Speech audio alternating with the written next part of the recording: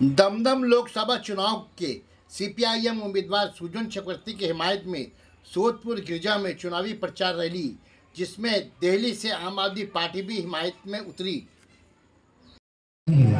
বিপুল ভোটে জয়যুক্ত করুন কমরেড সুজন চক্রবর্তী। আর কিছুক্ষণের মধ্যে আসুন তাকে সমর্থন করুন।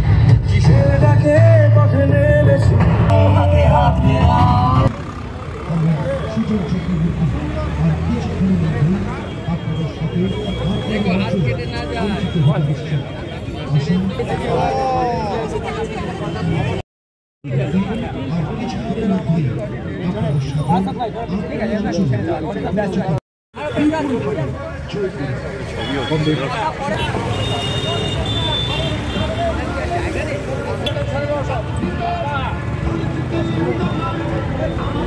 করতে স্বচ্ছ ভাবমূর্তির মানুষ এবার দমদম কেন্দ্রের বামফ্রন্ট মনোনীত সিপিআইএম প্রার্থী কমরেড সুজন চক্রবর্তী, তাকে কাস্তে হাতুড়ি তারাচিহ্ন ভোট দিয়ে এই আপনাদের সাথে আপনারই অঞ্চল কোনো মানুষের পাশে যায়নি তো আজ বেশি শিরায় শিরায় একই প্রত্যাশা হাজার শপথ ভেবেছে কোনো মানুষের পথেই দেখা হবে বন্ধু তোমার স্বপ্ন বাঁচুক আগামীর বিপ্লবে।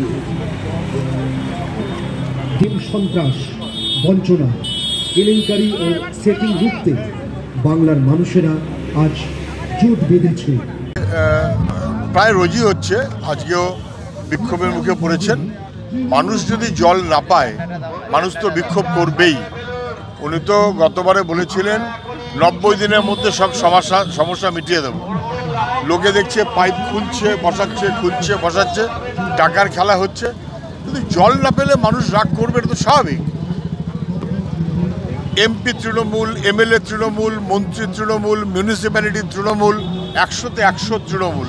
তো তৃণমূলকে তো লোকে জানতে চাইবেই, কিন্তু উনি তো উত্তর দেওয়াটাই ওনার কাজ। উনি কী করছেন আমি বলতে পারবো না। গোটা পানিহাটি মিউনিসিপ্যালিটি একেবারে চূড়ান্ত ব্যর্থ, রাজ্য সরকারও তাই। তৃণমূলকেই উত্তর দিতে হবে। আমরা মানুষের যে কোনো বিপদে পাশে আছি। আজকে ফের ধাক্কা খেলো রাজ্য সরকার, সুপ্রিম কোর্ট বহাল রাখলো হাইকোর্টের নির্দেশকে এসএসসি মামলা।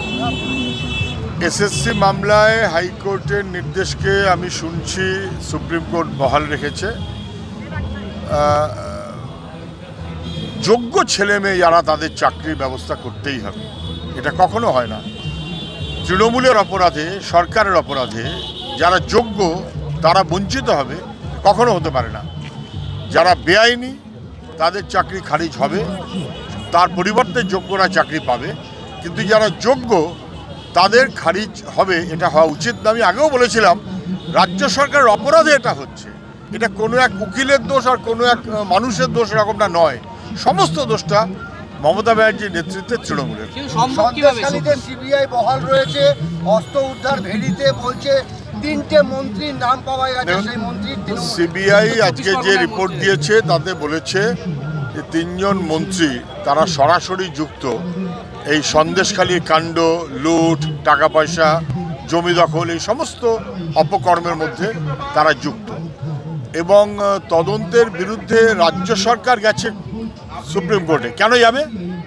কোনো ব্যক্তির বিরুদ্ধে তদন্ত যখন হবে দুর্নীতির বিরুদ্ধে, রাজ্য সরকার আমার আপনার ট্যাক্সের টাকায় যাবে কেন কোনো মানুষের পক্ষে?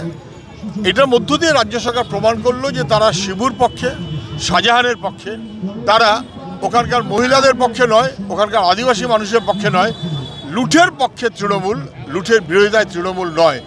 আবার কোর্টে গিয়ে ধাক্কা খেয়ে যেটাই সঙ্গত। পানিহাটির মানুষদেরকে কি বলবেন আপনি এই ভোটের মুখে? আমি সমস্ত মানুষকে বলবো, আমি শুভেচ্ছা জানাচ্ছি। মানুষ খারাপ কেউ বোঝেন না, কম কেউ বোঝেন না, সবাই সব বোঝেন। ভরসা রাখুন, ভরসা রাখুন। মানুষ পরিত্রাণ চাইছে যা চলছে সেখান থেকে, নিষ্কৃতি চাইছে যা চলছে সেখান থেকে। এফুল ওফুল করে লাভ নেই। লাল ঝান্ডার শক্তিকে, সমগ্র ধর্মনিরপেক্ষ বাম গণতান্ত্রিক শক্তিকে ফিরিয়ে আনার ব্যবস্থা আমাদের করতে হবে। আমি মানুষের ভরসা চাই, নিশ্চয়ই মানুষ আশীর্বাদ করবে। আপনার পাশে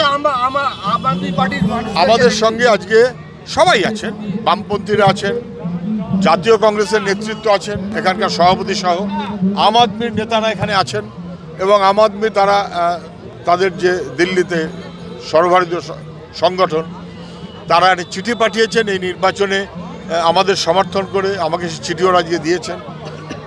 খুবই ভালো এবং সবাই মিলিয়ে বিজেপি তৃণমূলের বিরুদ্ধে একজোট হতে হবে।